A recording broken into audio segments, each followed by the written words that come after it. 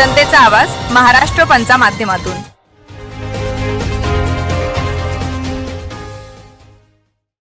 नमस्कार, महाराष्ट्र पंच न्यूज मध्ये आपलं स्वागत आहे। मी नाजिम सिद्दीकी। पाहूया शहरातील ताज्या घडामोडी।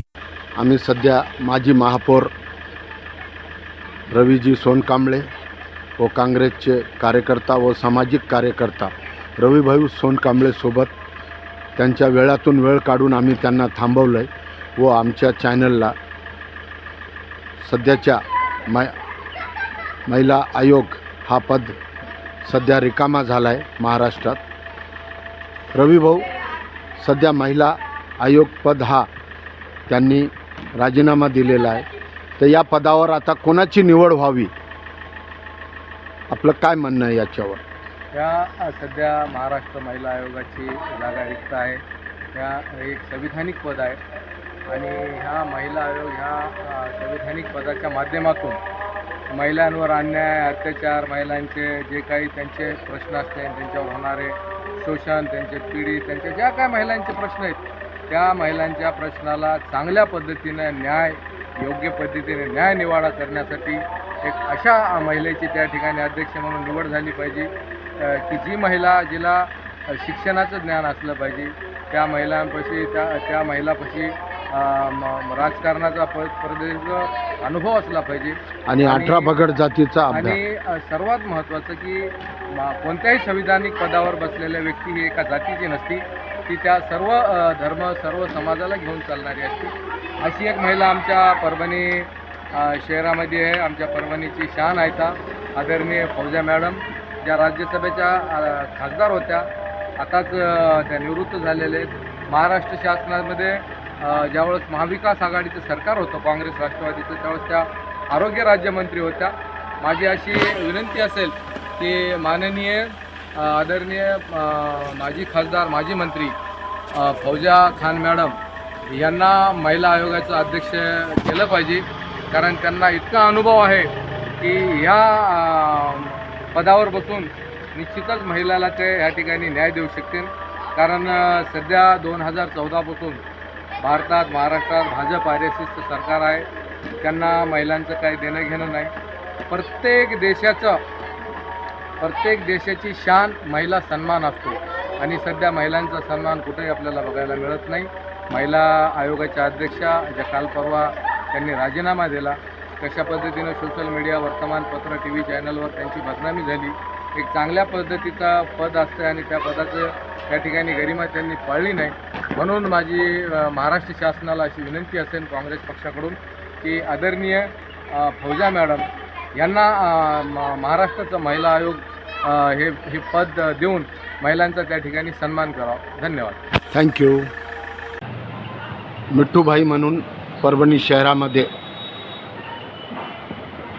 सामाजिक कार्यकर्ता व अतिशय जिव्हाळ्याचे व जनतेशी त्यांची नाड जुळलेली आहे असे आमचे सामाजिक कार्यकर्ता मिठ्ठूभाई, आज आम्ही यांना प्रश्न विचारण्यासाठी व त्यांचं मनोगत घेण्यासाठी त्यांच्या वेळातून वेळ आम्ही घेतलेला आहे। मिठ्ठूभाई, सध्या महाराष्ट्र महिला आयोगाचं पदाचं रिक्त आहे, तर त्यावर कोणती महिला नियुक्ती झाली पाहिजे, आपले विचार काय आहे याबद्दल? ये देखिए कि महिला आयोग ये पद जो है बहुत गरिमा वाला पद है और इस पर एक ऐसी महिला होनी चाहिए जो तमाम महिलाओं के दुख दर्द को जानती हो, समझती हो। उसके लिए मेरे जहन में ये है कि भाई अगर महिला का आयोग का पद अगर किसी को दिया जा सकता है महाराष्ट्र के अंदर, तो वो है एक माइनॉरिटी से ताल्लुक़ रखने वाली फौजिया मैडम साहिबा। वो एक्स मिनिस्टर महाराष्ट्र राज्य स्टेट की है, वो जो है वक्फ बोर्ड की सदस्य भी रह चुकी है और जो है वो राज्यसभा में मेंबर भी जो है रही। आप देखते हैं कि उनका जो रिकॉर्ड है राज्यसभा का उसके अंदर उन्होंने जिस तरह से रिप्रेजेंटेशन किया है ये उसको अगर सामने रखे और ये एक पक्षपात को सबको अगर बाजू में रखे तो जो है मैं ये समझता हूँ कि फौजिया मैडम साहिबा ही जो है ये आज के टाइम में जो है वो महिला आयोग की जो है चेयरमैन हो सकती है, सक्षम जो है। धन्यवाद मिठूभाई, आपण आमच्या चॅनलला मुलाखत दिल्याबद्दल. आमच्यासोबत आहेत शेख युसुफ कलीम, बहुजित आघाडी प्रकाश आंबेडकर पक्षाचे कार्यकर्ता व चळवळीचे सामाजिक कार्यकर्ता. आज आम्ही त्यांची मुलाखत घेत आहोत. युसुफ भाई, सध्या महाराष्ट्राचं महिला आयोग पद हे राजीनामा झालेला आहे, दिलेला आहे. आता त्या पदावर कोणाची नियुक्ती व्हावी महिला म्हणून?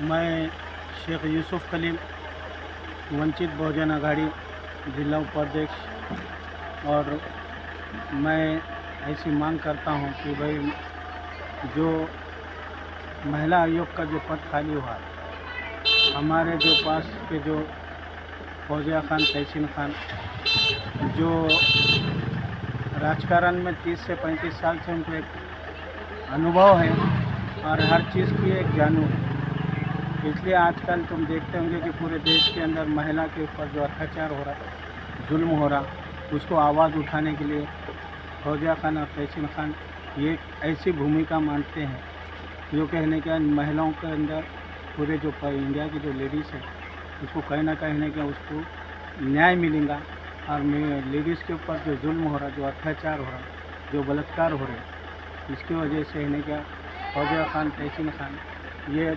परभनी के पालक मंत्री भी रहे, आरोग्य मंत्री भी रहे, शिक्षण मंत्री भी रहे, राज्यसभा के मेंबर भी रहे, और इसके बाद में इनके काबिल लेडी है क्या मेरे को तो भारत में नहीं दिख सकते, क्योंकि इनका पूरा ग्रेजुएशन माशाल्लाह परभनी में एक क्वींस स्कूल भी है जो एक बड़े पैमाने पे चलता है.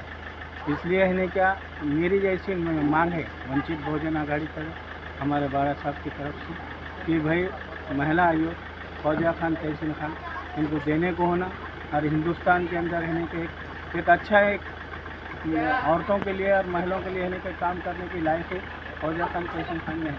जय हिंद, जय भीम, जय हिंद. थँक्यू. महाराष्ट्र जनतेचा आवाज, महाराष्ट्र पंचा माध्यमातून.